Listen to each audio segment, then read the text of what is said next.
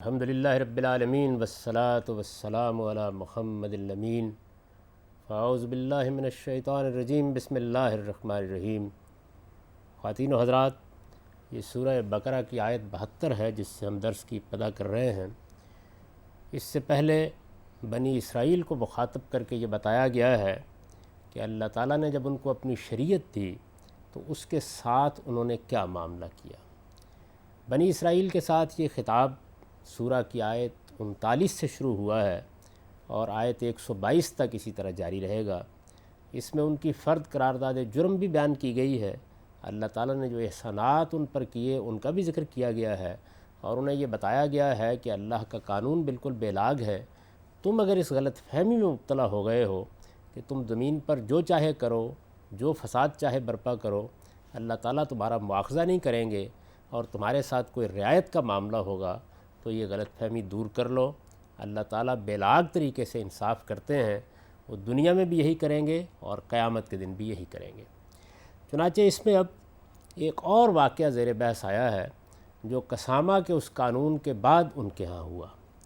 یاد ہوگا کہ اس سے پہلے یہ بتایا گیا تھا کہ جب سبت کے بارے میں انہیں ایک قانون دیا گیا تو انہوں نے کس طرح ہیلہ بازی کر کے اس کی مخالفت کی۔ پھر اس کے بعد یہ بات ایک واقعہ سنا کر واضح کی گئی کہ اللہ تعالیٰ نے انہی کی بہتری کے لیے جب انہیں اپنی شریعت دینا چاہی اور قسامہ کا قانون نازل کیا، جس کی تفصیل اس سے پہلے درس میں ہو چکی ہے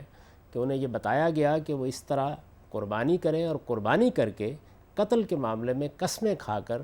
قاتل کو تلاش کرنے کی صحیح کیا کریں۔ تو انہوں نے اس قانون کے ساتھ کیا کیا، اور جب اللہ تعالیٰ نے ان کو ایک گائے ذبح کرنے کے لیے کہا تاکہ قربانی کر کے وہ قسمیں کھا سکیں، تو انہوں نے کس طرح اس حکم کو ٹالنے کی کوشش کی۔ اس سلسلہ بیان کا خاتمہ اس بات پر ہوا تھا کہ وَمَا قَادُوا يَفْعَلُونَ، یعنی وہ کسی حال میں بھی یہ کرنے کے لیے تیار نہیں تھے، لیکن جب ہر طرف سے ان کو گھیر لیا گیا اور ان کے پاس کوئی چارہ باقی نہیں رہا، تب بمشکل وہ اس کے لیے راضی ہوئے کہ قربانی کر کے وہ قسمیں کھانے کے لیے تیار ہو جائیں۔ پھر اس کے بعد یہ بتایا گیا ہے کہ یہ قانون ان میں جاری ہوا، یہاں تک کہ ایک موقع پر یہ حادثہ ہو گیا کہ وَإِذْ قَتَلْتُمْ نَفْسًا فَادَّرَأْتُمْ فِيهَا، کہ ایسے ہی ایک قتل ہوا۔ جب قتل ہوا تو اس کے بعد قانون کے مطابق ان کے بزرگوں نے لوگوں کو جمع کیا، ان کو قسمیں کھانے کے لیے کہا گیا، لیکن سب نے جھوٹی قسمیں کھا لیں۔ یہ بات قرینہ ایک کلام سے بالکل واضح ہے۔ جب جھوٹی قسمیں کھا لیں تو ظاہر ہے کہ اس کے بعد تو تکار شروع ہو گئی، آپس میں اختلاف شروع ہو گیا، ایک دوسرے پر الزام دھرنے لگے۔ اس کو قرآن مجید نے ان الفاظ میں بیان کیا ہے کہ فَادَّرَأْتُمْ فِيهَا، یعنی جھوٹی قسمیں کھانے کے بعد جب معاملے کی نوعیت یہ ہو گئی کہ کوئی فیصلہ نہیں ہو سکا، تب ایک دوسرے پر تہمتیں لگانے اور الزام دھرنے کا طریقہ تم نے اختیار کیا۔ اللہ نے اس موقع کے اوپر ایک فیصلہ کیا، اس فیصلے کو بیان کیا ہے وَاللَّهُ مُخْرِجٌ مَا كُنْتُمْ تَكْتُمُونَ، یعنی چونکہ بنی اسرائیل کو ایک خصوصی حیثیت حاصل تھی، اللہ تعالیٰ نے ان کو شہادت کے منصب پر فائز کیا تھا، یعنی اس منصب پر فائز کیا تھا کہ یہ اللہ کے دین کے گواہ بن کر کھڑے ہوں، تو ان کے ساتھ یہ خصوصی قانون بھی جاری فرمایا تھا کہ دنیا ہی میں ان کے بہت سے معاملات کو نمایاں کر دیا جاتا تھا۔ چنانچہ اس موقع پر بھی جب انہوں نے جھوٹی قسمیں کھائیں، اللہ کے قانون کو باطل کیا، اس کی شریعت کا مذاق اڑایا، تو اللہ تعالیٰ نے یہ فیصلہ کر لیا کہ وہ قاتل کو بے نقاب کر دے گا۔ چنانچہ معجزانہ طریقے سے یہ معاملہ جس طرح ہوا اس کو قرآن مجید نے یہاں بہت اجمال کے ساتھ بیان کیا ہے۔ پہلی بات یہ فرمائی ہے کہ جب تمہارے ہاں یہ قتل کا واقعہ ہو گیا، تم نے جھوٹی قسمیں کھا لیں، تم ایک دوسرے پر الزام دھرنے لگ گئے، تو اللہ نے یہ فیصلہ کیا وَاللَّهُ مُخْرِجٌ مَا كُنْتُمْ تَكْتُمُونَ، جو چیز تم چھپا رہے ہو اب وہ نمایاں کر دی جائے گی۔ فَقُلْ نَضْرِبُوهُ بِبَعْضِهَا، پھر ہم نے یہ کہا کہ تم گائے ذبح کر چکے، اب اسی کے گوشت کا ایک ٹکڑا لو اور اس لاش پر مارو۔ كَذَلِكَ يُحْيِي اللَّهُ الْمَوْتَىٰ وَيُرِيكُمْ آيَاتِهِ لَعَلَّكُمْ تَعْقِلُونَ، فرمایا کہ جیسے ہی انہوں نے اس طریقے سے یہ ٹکڑا بارا تو مردہ زندہ ہو گیا اور اس نے اپنے قاتل کے بارے میں گواہی دے دی۔ فرمایا اللہ تعالیٰ اسی طرح قیامت کے دن بھی مردوں کو زندہ کرے گا، اور اس دنیا میں بھی وہ تمہیں اپنی آیتیں دکھاتا ہے، اپنی نشانیاں دکھاتا ہے، لعلکم تعقلون، تاکہ تم عقل سے کام لو، تاکہ تم سمجھ سے کام لو۔ یہ واقعہ ان کے ہاں پیش آیا، اس کا ذکر کر کے قرآن مجید نے یہ بتایا ہے کہ اس طرح کے غیر معمولی معاملات ان کے ساتھ ہوتے رہے، یعنی اللہ نے اپنا قانون دیا نہایت وضاحت کے ساتھ، سیدنا موسیٰ علیہ السلام نے ان کو تورات دی اور ہر لحاظ سے اس کو واضح کر دیا۔ اس قانون کو دیتے وقت بھی ان کو ہر طرح کی ہدایات کی گئیں اور خاص طور پر یہ تاکید کی گئی کہ یہ اس کو مضبوطی کے ساتھ پکڑیں۔ جب یہ قانون دیا گیا، یہ شریعت ان کو دی گئی، اس موقع پر بھی غیر معمولی معجزات ان کے سامنے آئے تاکہ یہ اللہ کے جلال کا مشاہدہ کریں اور کبھی اس سے انحراف نہ کریں۔ اللہ تعالیٰ کا یہ خصوصی قانون انبیاء علیہم السلام کے ساتھ ہوتا ہے یا پھر اس قوم کے ساتھ ہوتا ہے جس کو پروردگار عالم اس طرح کے کسی منصب پر فائز کرتے ہیں۔ ان کا معاملہ بھی چونکہ یہی تھا، اللہ نے خاص طور پر ان کو منتخب کیا تھا کہ یہ اس کی گواہی دینے والے بنے۔ تو جس طرح انبیاء علیہم السلام کے ساتھ بعض غیر معمولی مشاہدات کا معاملہ ہوتا ہے، ان کے ساتھ بھی ہوا، جس طرح کے پیچھے بیان ہو چکا ہے کہ ان پر من و سلوہ نازل ہوا، اللہ تعالیٰ نے ان کے لیے 12 چشمے نکالے، پروردگار نے ان کے اوپر بدلیوں کا سایہ کیا، سیدنا موسیٰ علیہ السلام کے ذریعے سے ان کو غیر معمولی معجزات دکھائے، ان کو فرعون کی غلامی سے نجات دلائی۔ ان کے بالکل سامنے یہ واقعہ ہوا کہ یہ سمندر سے پار اتر گئے اور فرعون اور اس کا پورا لشکر غرقاب ہو گیا۔ یہ سب معاملات اس وجہ سے ہوئے کہ پروردگار نے ان کو منتخب کیا تھا کہ یہ خود حقائق کا مشاہدہ کر لیں، یہ حقائق کے بارے میں خود بالکل واضح ہو جائیں اور پھر دنیا کے سامنے اس کی گواہی دینے والے بنیں۔ چنانچہ یہاں بھی یہی ہوا۔ عام حالات میں اللہ کا یہ قاعدہ و قانون نہیں ہے، لوگ جھوٹ بھی بولتے ہیں، غلط بیانی بھی کرتے ہیں، ان کے عام طور پر مجرموں کو اس طریقے سے تحفظ بھی مل جاتا ہے، لیکن ان کی خصوصی حیثیت کے پیش نظر یہ بتایا گیا کہ جب ان کو قسامہ کا قانون دیا گیا تو مقصود یہی تھا کہ کم سے کم اللہ تعالیٰ کی طرف سے اس عظیم منصب پر فائز ہو جانے کے بعد ان کے لوگ اس طرح کے معاملات میں جھوٹ نہیں بولیں گے۔ لیکن انہوں نے جب اللہ تعالیٰ کے حضور میں کھڑے ہو کر قربانی کر کے اللہ تعالیٰ کو حاضر ناظر جان کر جھوٹی قسمیں کھا لیں، تو پھر اللہ تعالیٰ نے ان کی فضیلت کے لیے اور آئندہ کے لیے ان کو سبق دینے کے لیے یہ طریقہ اختیار کیا کہ مردے کو زندہ کیا اور معجزانہ طریقے سے قاتل کے بارے میں گواہی دلا دی، اور فرمایا کہ اس سے ایک اور معاملہ یہ ہوا کہ تم پر یہ حقیقت واضح ہو جائے کہ اللہ پروردگار عالم قیامت میں بھی اسی طرح لوگوں کو زندہ کریں گے اور اسی طرح سے ان کو فضیلت کا سامنا کرنا پڑے گا اگر انہوں نے اپنے مالک کی مرضی کے مطابق زندگی بسر نہیں کی۔ تو ارشاد فرمایا کہ یہ آیتیں ہم تم کو اس لیے دکھاتے ہیں، وہ یریکم آیاتہ ہی، اللہ ان آیتوں کو تمہارے سامنے اس لیے واضح کرتا ہے، اس لیے تم کو دکھاتا ہے، لعلکم تعقلون، تاکہ تم عقل سے کام لو۔ یہ ساری داستان سنانے کے بعد یہ فرمایا کہ اتنے غیر معمولی معجزات، اتنا غیر معمولی معاملہ تمہارے ساتھ ہوا، ہونا تو یہ چاہیے تھا کہ اس کے نتیجے میں حق تم پر واضح ہوتا، تم حق کے سچے علمبردار بنتے، تم اس کے تقاضوں کو پورا کرنے کا عزم اور حوصلہ اپنے اندر پیدا کرتے، لیکن ہوا اس کے بالکل برعکس۔ ثم قست قلوبکم من بعد ذالک، یعنی ان سب چیزوں کو دیکھنے کے بعد بھی تمہارے دل سخت ہو گئے۔ پھر اس کے بعد فرمایا فہیا کل حجارہ او اشد قسوہ، یعنی یہ پتھروں کی طرح سخت ہو گئے یا اس سے بھی زیادہ سخت۔ وَإِنَّ مِنَ الْحِجَارَةِ لَمَا يَتَفَجَّرُ مِنْهُ الْأَنْهَارُ، پتھروں میں سے بہت سے ایسے ہیں تم دیکھ چکے ہو کہ ان سے نہریں بہہ نکلتی ہیں۔ وَإِنَّ مِنْهَا لَمَا يَشَّقَّقُ فَيَخْرُجُ مِنْهُ الْمَاءُ، اور ایسے بھی ہیں کہ جو پھٹ جاتے ہیں اور ان سے پانی بہہ نکلتا ہے۔ وَإِنَّ مِنْهَا لَمَا يَهْبِطُ مِنْ خَشْيَةِ اللَّهِ، اور وہ بھی ہیں کہ جو خدا کی خشیت سے، خدا کے خوف سے کانپ اٹھتے ہیں، لرز اٹھتے ہیں، گر پڑتے ہیں۔ تو فرمایا کہ یہ سب تو تم اپنی آنکھوں سے دیکھ چکے ہو۔ بنی اسرائیل نے صحرائے سینا میں یہ دیکھا تھا کہ کس طرح طور اللہ تعالیٰ کے خوف سے لرز اٹھا، انہوں نے یہ دیکھا تھا کہ کیسے ایک چٹان پر لٹھیا ماری گئی اور اس میں سے 12 چشمے پھوٹ نکلے، یہ تو ان کی آنکھوں کے سامنے دیکھے ہوئے مشاہدات تھے۔ تو فرمایا کہ پتھر، جمادات بھی اللہ پروردگار عالم کے ساتھ یہ معاملہ کرتے ہیں، لیکن تم انسان ہو، تمہارے سینے میں یہ پتھر کا ایک ٹکڑا ہے یا دل ہے، تمہارے دل کے اندر کسی حال میں بھی کوئی راستہ نہیں نکلتا کہ جس سے خدا کا خوف، خدا کی خشیت، خدا سے تعلق، خدا کا تقوی اور اللہ پروردگار عالم کے حضور میں پیشی کا احساس کسی طرح اس میں ڈالا جا سکے۔ تو غور کرو اس بات کے اوپر کہ یہ تمہاری تاریخ ہے، تمہارے دل ایسے سخت ہوئے، پتھروں سے بھی زیادہ سخت ہو گئے، اس لیے کہ پتھروں کے اندر سے تو تم نے خود دیکھا ہے کہ چشمے پھوٹ نکلتے ہیں، وہ اللہ پروردگار عالم کے سامنے گر پڑتے ہیں، خدا کی خشیت سے لرز اٹھتے ہیں۔ یہ گویا ایک بڑی خوبصورت تمثیل ہے جس کے ذریعے سے ان کو بتایا گیا ہے کہ تمہارے دلوں کی سختی کیا نوعیت ہے۔ جو معاملہ پہاڑوں کے ساتھ، چٹانوں کے ساتھ، پتھروں کے ساتھ ہوتا ہے، اس کی مثال دے کے یہ بات واضح کی گئی ہے کہ تمہارے دلوں کی سختی کس مقام تک پہنچ چکی ہے۔ تو ارشاد فرمایا کہ یہ تمہاری داستان حیات ہے، یہ تم خدا کے ساتھ کرتے رہے ہو، یہ معاملہ تم نے وقتاً فوقتاً کیا ہے، اب خدا کے سامنے کھڑے ہو کر اپنی کیا داستان سرائی کرتے ہو؟ یہ پاکی دامن کی حکایت اتنی نہ بڑھاؤ۔ وَمَا اللَّهُ بِغَافِلٍ عَمَّا تَعْمَلُونَ، حقیقت یہ ہے کہ جو کچھ تم کرتے رہے ہو اللہ اس سے خوب باخبر ہے۔ یعنی اللہ تعالیٰ کی نگاہ سے تمہاری تاریخ کا کوئی ایک لمحہ بھی چھپا ہوا نہیں ہے، تم جانتے ہو کہ تم نے کیا کیا، اور اللہ کو معلوم ہے کہ اس نے تمہارے ساتھ کیا کیا۔ اب اس کے بعد تھوڑی دیر کے لیے مسلمانوں کی طرف رخ کر کے یہ کہا ہے کہ افتطمعون ان یؤمنوا لکم وقد کان فریق منہم یسمعون کلام اللہ ثم یحرفونہ من بعد ما عقلوہ وہم یعلمون، کہ تم ان کی اس تاریخ سے باخبر ہونے کے باوجود، یہ سب کچھ جاننے کے باوجود مسلمانوں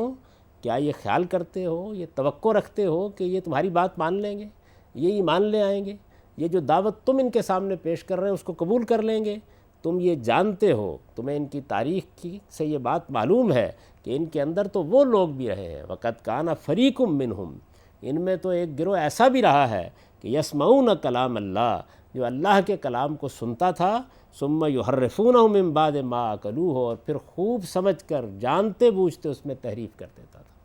یہ ایک بڑا الزام ہے جو ان پر عائد ہوتا ہے، اور ظاہر بات ہے کہ یہ انہی لوگوں پر عائد ہوتا ہے جو ان کے علماء اور فقہا تھے، ان کے بڑے لوگ تھے۔ ان کا معاملہ یہ رہا کہ بعض اوقات اپنی مقصد براریوں کے لیے، اپنے مقاصد کے لیے، اپنے تحفظات کے لیے، اپنے تعصبات کے لیے انہوں نے اللہ کے کلام میں تحریف تک کر ڈالی۔ اس تحریف کی بہت سی مثالیں تورات سے بھی پیش کی جا سکتی ہیں، قرآن مجید نے بھی ان کا اشارہ کیا ہے۔ بعض موقعوں پر تو یہ ہوا کہ کلام میں ایسی تعویل کر دی جس میں ہر شخص یہ جانتا تھا کہ یہ کلام کے مدعا کے بالکل خلاف ہے، اللہ تعالیٰ کوئی اور بات کہنا چاہتے ہیں، انہوں نے اس کو کوئی اور صورت دے دی۔ بسا اوقات یہ ہوا کہ انہوں نے لفظ کے اندر ایسی تبدیلی کر دی، اس کے طرز ادا اور قرات میں ایسی تبدیلی کر دی کہ اس کا مفہوم بالکل خبت ہو کر رہ گیا۔ جیسے مروا کے معاملے میں یہ بات معلوم ہوتی ہے کہ اس کا تلفظ انہوں نے بالکل بدل دیا تاکہ سیدنا اسماعیل کا، سیدنا ابراہیم کا جو تعلق بیت اللہ کے ساتھ ہے وہ تاریخ میں سامنے نہ آ سکے۔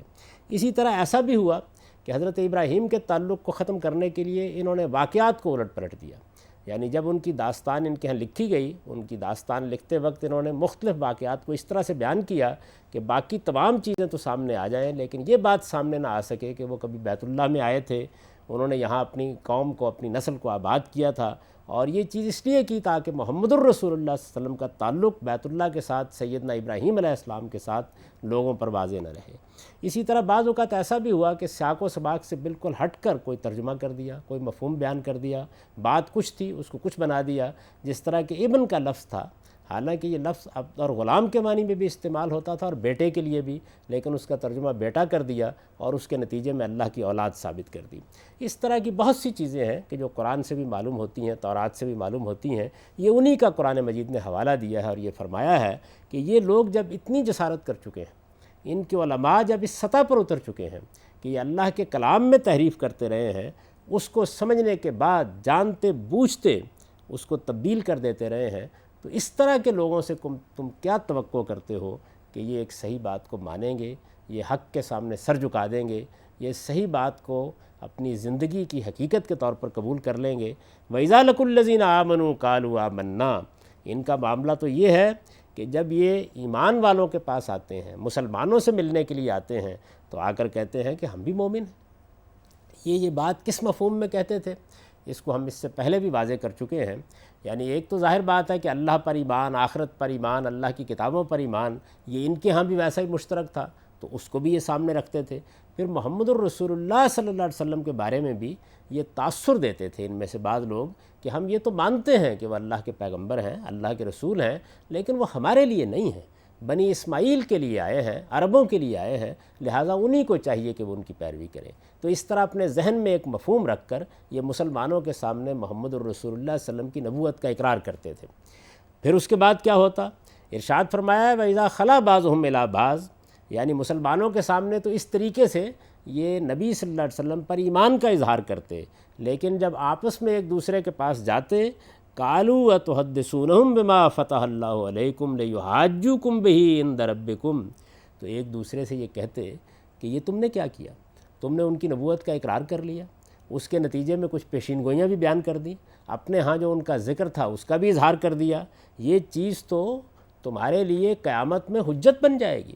وہ تمہارے خلاف یہ بات پیش کر کے کہیں گے کہ تم نے خود اس کا اقرار کیا تھا، اور اس طرح تمہارے پروردگار کے ہاں تمہارے خلاف یہ چیز ایک شہادت کے طور پر پیش کی جائے گی۔ افلا تعقلون، تم عقل سے کام نہیں لیتے ہو۔ اس سے اندازہ کیا جا سکتا ہے کہ ان کے علماء اور فقہا کس سطح تک گر چکے تھے،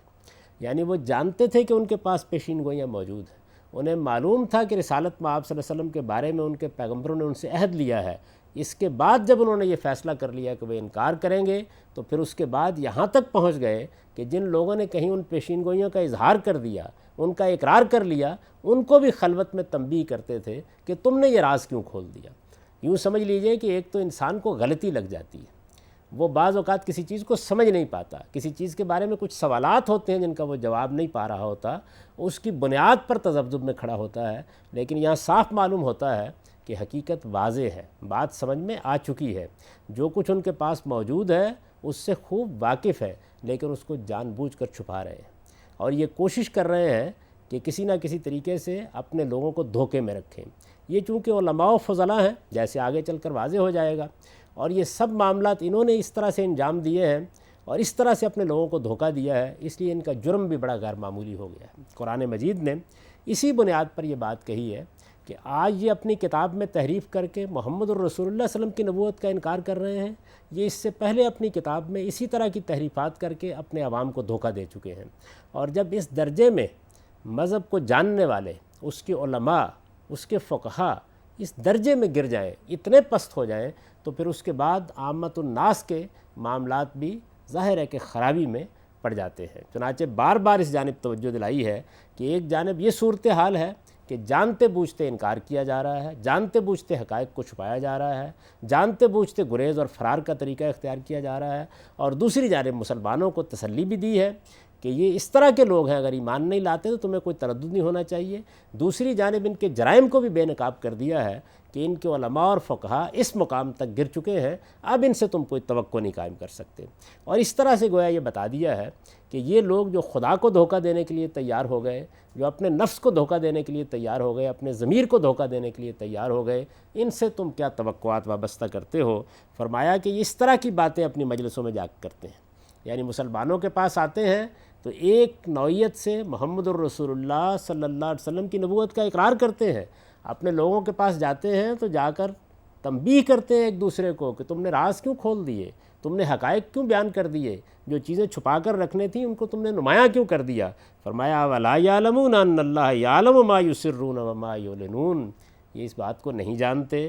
کہ اللہ جانتا ہے جو کچھ یہ چھپاتے ہیں اور جانتا ہے جس کو یہ علانیہ لوگوں کے سامنے رکھتے ہیں۔ اللہ تعالیٰ سے کون سی چیز چھپی ہوئی ہے، کون سی چیز اس کی نگاہ میں نہیں ہے، کیا یہ اس بات سے واقف نہیں ہے؟ یہ گویا تنبیہ کی ان کو کہ دھوکہ کس کو دے رہے ہو، فریب کس کو دے رہے ہو، کس کے سامنے یہ بات پیش کر رہے ہو۔ اگر تو معاملہ دنیا میں کسی کے ساتھ ہوتا تو چلو تم اس بات کو چھپا لیتے، لیکن معاملہ تو اس کے ساتھ ہے جو علیم بذات الصدور ہے، دلوں کے حال جانتا ہے۔ جب اللہ تعالیٰ کے ساتھ یہ معاملہ کرنے سے تمہیں گریز نہیں ہے تو پھر تم کچھ بھی کر سکتے ہو۔ یہ قرآن مجید کا وہ حصہ ہے کہ جس میں گویا ایک تفصیل کے ساتھ یہ بتایا گیا ہے کہ بنی اسرائیل نے ایک بڑی ذمہ داری پر فائز ہونے کے بعد اس کے ساتھ کیا معاملہ کیا، اللہ کی شریعت کے ساتھ کیا معاملہ کیا، اور جو عہد ان سے اللہ تعالیٰ نے باندھا تھا اس کے ساتھ کیا معاملہ کیا۔ اب اس کا سادہ ترجمہ جس طرح میں نے کیا اس کو سن لیجئے۔ ارشاد فرمایا ہے، اور وہ واقعہ بھی یاد کرو جب تم نے ایک شخص کو قتل کر دیا، پھر جھوٹی قسمیں کھائیں اور اس کا الزام ایک دوسرے پر دھرنے لگے، اور اللہ نے فیصلہ کر لیا کہ جو کچھ تم چھپا رہے ہو وہ اسے ظاہر کر دے گا۔ چنانچہ ہم نے کہا اس مردے کو اسی گائے کا ایک ٹکڑا مارو جو قسمیں کھانے کے لیے ذبح کی گئی ہے، تو وہ زندہ ہو گیا۔ اللہ اسی طرح مردوں کو زندہ کرے گا اور وہ تمہیں اپنی نشانیاں دکھاتا ہے تاکہ تم سمجھ سے کام لو۔ تم یہی کرتے رہے یہاں تک کہ اس کے بعد پھر تمہارے دل سخت ہو گئے، اس طرح کہ گویا وہ پتھر ہیں یا ان سے بھی زیادہ سخت۔ اور پتھروں میں تو ایسے بھی ہیں جن سے نہریں پھوٹتی ہیں، اور ایسے بھی ہیں جو پھٹ جاتے ہیں اور ان سے پانی بہہ نکلتا ہے، اور ایسے بھی ہیں کہ اللہ کے خوف سے گر پڑتے ہیں۔ یہ حقیقت ہے کہ تم یہی کرتے رہے ہو، اور جو کچھ تم کرتے رہے ہو اللہ اس سے بے خبر نہیں ہے۔ اس کے باوجود مسلمانوں، کیا تم ان سے یہ توقع رکھتے ہو کہ یہ تمہاری بات مان لیں گے؟ اور یہ وہ لوگ ہیں کہ ان میں سے ایک گروہ اللہ کا کلام سنتا رہا ہے اور اسے اچھی طرح سمجھ لینے کے بعد